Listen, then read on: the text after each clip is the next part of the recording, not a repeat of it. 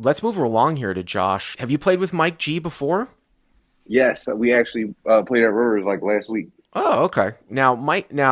Josh has a hand here from the 10-10 game, right, at Parx, right? Yes. So 10-10, So the setup here is what? This game goes even outside of Tuesdays, right? yeah, so I only played on Tuesdays a few times, like kind of like shot taking, I guess you could say, because I Okay. normally play 1-3 and 2-5.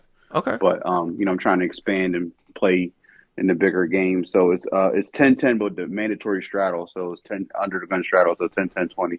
Now, do you agree with Mike G's take that it's wild or that it's very, very aggro, especially coming from 2-5, the 2-5 streets? Well, it's just a lot of guys' strategy are like three better folds. So there's just a lot of three betting, and then I guess that induces like more light four betting because people know that guys are three betting a lot of hands. So you do Sure. see a lot of like three betting and four betting. So I kind of changed the way I play. Like I and two even in 2-5 because like I don't. There's just so much like in the small blind. I get out of line sometimes. Just call knowing I should raise just because I know the big blind's never going to three bet. Like but I don't do stuff like that Hmm. playing in that game because I just guys are squeezing a lot. Okay. All right. So set us up here. So 10-10, 3K max buy-in with the mandatory straddle. So it's playing 10-10-20. Right. Okay. And I have 1800 and Villain has me covered. I'm in the big blind, so it's technically the middle blind. He's in the Right. straddle with the $20 straddle. Okay. So the backstory is I do know this player. I played 2-5 with him at Rivers, and a few times, and he knows that I don't play 10-10-20. Like he knows this is a big game for me, and that kind of is in my head for later in the hand. Okay. So I have queens, red queens, queen of hearts, queen of diamonds in the big blind. It folds all the way around to me, and I open to 60, which is like my normal open with the straddle. So it gets folded to you. You're in the big blind and you make it 60, and you've got just the straddle to your left, right? Right. So straddle calls. You got queens. You make it 3x. You're not super deep, just under 100 big blinds. I might make it just a tad larger. For value, he's going to be incentivized to call a little bit too, a little bit more because of the fact that he's in position. I mean, just 3x here. You're giving him a pretty good price. I mean, there's already 60 dead. You make it 60, so the pot's going to be, uh, what is it? It's going to be another. He's going to be getting 2.5 to 1, something like that in a call. So I might have made it.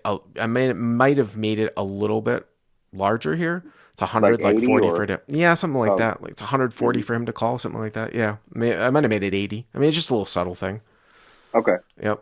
So it looks like the pot now is like 140. Okay, so you got queen, still not a bad spot. Right. So the flop is I had the flop I had it 130 because it was I was in a blind. It was one other 10, Okay. 60 Yep. and 60. So Yep. 130. Yep. So the flop is ace of heart, 10 of hearts, three of hearts, monotone board. Ace of hearts, 10 of hearts, 3 of hearts. Here, of course, has queen, queen with the queen of hearts. Okay. Right. Yep. So I'm just pretty much was going to bet small here and just and go from there. I'm not really that scared of hearts, so I didn't really feel like I needed to size up, and I wanted to keep them wide, so I bet 40. Okay. I can get on board with that. I mean, obviously, you can get called by worse here a ton, right? I mean, obviously, he could have an ace. You will see some people do choose. I know in tournaments, this specific configuration, blind versus blind, I see a lot of people like raising three betting any ace X is kind of weird for Right. polarity. Or when people in the small blind are playing like limp only, people will raise junky aces out of the last blind. Um, And he does three bet like a fair amount. So like I thought that a lot of aces he would three bet. okay, so you bet 40. Yeah, so he calls, Okay, and then the turn is a seven of clubs. So I'm thinking that he could have when he calls the flop. I bet small, so he could still have a lot of hands. I'm thinking he could have a lot of hands with one heart or like a 10, 10x. So I bet I'd still bet relatively small again. I bet 110 on the turn. wow, that's starting to get pretty thin. I wonder if I would want to take this hand and sort of bluff catch with it now on the turn. I think I do like a bet on the flop. Tomato soup in the live chat saying that we can check this.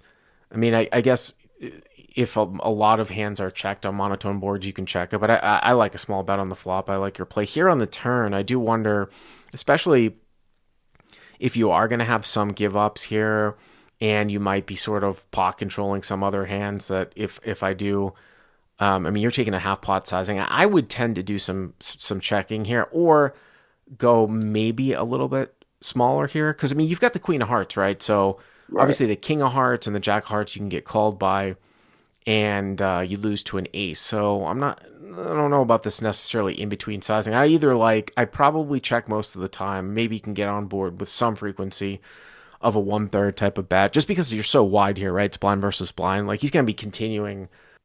Well, that's what I was thinking. I was thinking that because I don't play a whole lot of blind versus blind because normally it's like people are chopping, but this is a time Sure, game. We're not chopping, and then it's sure. a straddle. Yeah. So that was the reason why I sent the hand in because I thought I was probably too thin, and he picked up on that at the end. But so he did call. He called the 110. So your contention here is that, as what I was saying too, is that this configuration is so wide that you thought you could continue to get value here Yeah, I just thought like a 10 can't really fold to a second, a to a second second bet bet. just because I have, just because there's an ace there because blind versus blind, I'm opening so many hands that doesn't have an ace.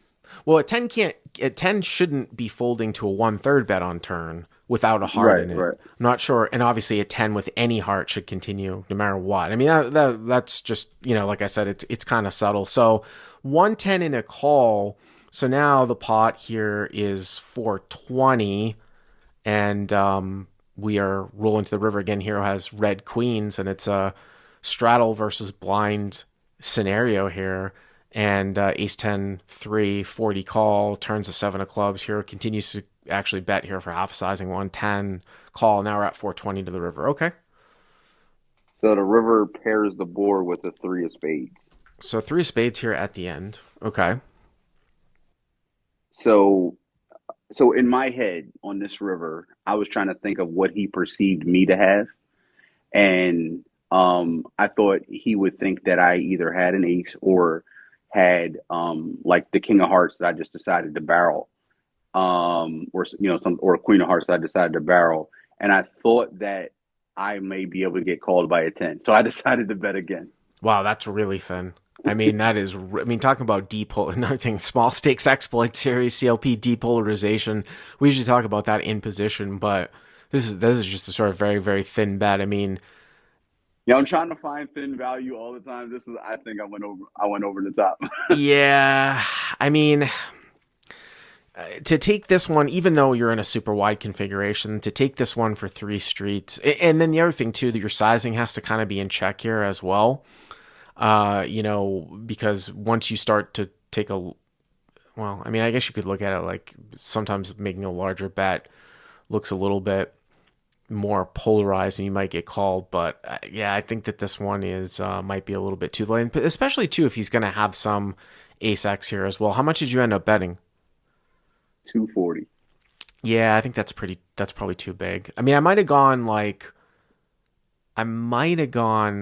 75 on the turn, and if he calls like 100 on the river to try to go, but even that is kind of too thin. So hero bets.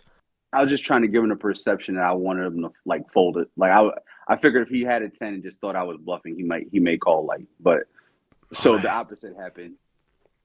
Yeah, though the opposite. I was gonna say, just before you tell us what happened, I mean, if I'm in your opponent's spot and I'm calling with a 10, it's debatable whether I'm continuing on with a 10 with no heart to your double barrel on the turn. You took the sort of half pot in between sizing. If I did, I would just have a very difficult time, I think, calling off here at the Right. end. And then we can go down the weeds and be like, well, if I had king 9 off with the king of hearts or king 10 with the king of hearts, I mean, turn it into a bluff or something like that. So what ended up happening here? So he thought for 20 seconds and raised to 720. So straddle raises to 720. The thing that's always peculiar about these spots is that whenever you have somebody wake up on the river after they've gone call on a monotone board, but the board pairs, it's always a little bit strange. Like if the river was the deuce of spades, right? and you bet the river and he raises, well, a lot of people, sure, he could be bluffing, but it would make sense. He could have a flush here too, right? Here, when the board pairs, you kind of wonder, like, I don't know if he's raising small flushes here at the end, right? If you were ever to play them that way as call because the board pairs. So, I mean, I'm not saying that I'm going to call. I'm just talking through about how these particular spots are kind of weird when somebody wakes up on the river. Because you said he's going to three bet with aces and tens pre-flop, right?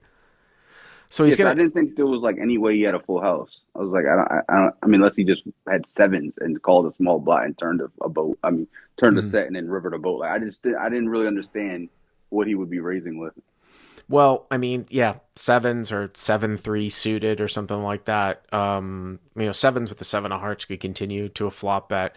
Or, I mean, he could still, I guess, raise with like the king high flush. But I mean, I think I would just live to see another day here, to be honest with you. I mean, I wouldn't do anything crazy. You don't even have much stack depth either, right? Right. So when I thought about the hand, Hold on I a second. So felt people that are saying this is a call. Yeah, call 80% of the time. This is a snap for me. I mean, because you think that people in the live chat, again, because people think that like the guy's bluffing here with like the the the, king of the hearts. king of hearts. I mean, the king of hearts that's unpaired. Like Yeah, so king. I really thought that he could call me with the king of hearts. He could. So when I was thinking about the hand, I was targeting a 10, but now I'm thinking, okay, like if he called twice and doesn't have a 10 wouldn't raise. He wouldn't turn the 10 into a bluff. Hmm, So hmm. now he's like repping a flush plus, like a big flush, because I think if he had a small flush, he would almost definitely have at least raised the turn. Like I don't think he's just going to call bets with a small flush because he needs protection. I could have one heart in my hand, and he could, I think he would be raising like a seven high flush or a Well, six it's high obviously flush or good for you something. that you have a queen of hearts in your hand here, right? Right. Because it means that there's less combinations of flop flushes that he can have. So the pot odds that you're getting here, I mean, the pot is 660, 14. Let's see here, what 13 and change. So it's going to be like just under 500 for you to call, something like that. Yeah. Yeah. Yeah. I So mean, I guess like on the, kind of on the surface, I thought at first that I would be folding here most of the time, but I guess I could get talked in here to a call, so for those reasons. the deciding factor for me, it didn't make sense, and then I really thought about it, and I'm like, he knows that I don't play this game, and Hmm. that like it went in my head that this guy knows that I don't play 10-10-20. This is bigger than normal. I didn't buy in for him. I didn't buy in for 3K. I bought in for 2K because I didn't want Sure. to be too uncomfortable like with up over 3,500 and stuff like that. So with the monster stacks at the table. So I'm like, if he I was just trying to think of how he perceives me. If he perceives me as like I'm betting thinly and I will just fold it because I don't play in this game, No, he could be that's doing good. this really light. That's a good point. That's definitely a good point. I remember there's a hand a couple weeks ago again that the old guy from Vegas that calls in ZZYX, and I told him sort of the same things. Sometimes you have to look at what you're perceived as. If you're shot taking a game, and you're playing up against a regular, right? They might think that they can push you around like in a given scenario. Right. I got to read this thing though. K don't lose says ace 10 would bluff. Ace 10, come on, buddy. I mean, ace 10 is top two. It's just There's no reason blind to bluff. versus blind. If he thinks that our caller's bluffing, he's going to call. You think ace 10 is going to raise it? What, to try to get the caller off of what? A flop flush? And the guy's trying to think about calling here with queen, queen, right? So what ended up happening?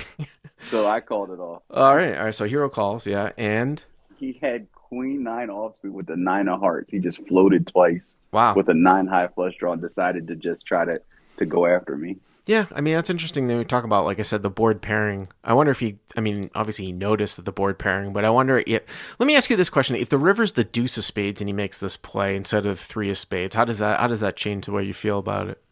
I may have leaned towards folding more because I may have thought that like a flush that he like a jack high flush that he wasn't really that scared of of a heart, Uh, just decided to raise on the river. But I didn't think like I think even a jack high flush is a call on the river because I could just have a full house. I could just like have tens full. Like I don't really think you would raise like that with a anything but almost a full house or at the river. Right, but what if it wasn't the board pairing though? That's what I mean. No, What that's if what I'm saying. I may have folded then. you may I have think I may folded? have Yeah. folded. So yeah, so it really is just the board pair part, right? That kind of thinks it's get you a little bit here. The Right. peculiarity of the board pair. Yep. And the fact that you're stepping up. Well, it's good that you put all that stuff together. By the way, apparently the guy said not ace 10, a 10. I apologize, Kay. Don't lose. Okay. A10, raising A10. Okay. That makes a little more sense. Okay. Josh S., thanks for the call. I appreciate it. Thanks, Bar. Appreciate you. All right.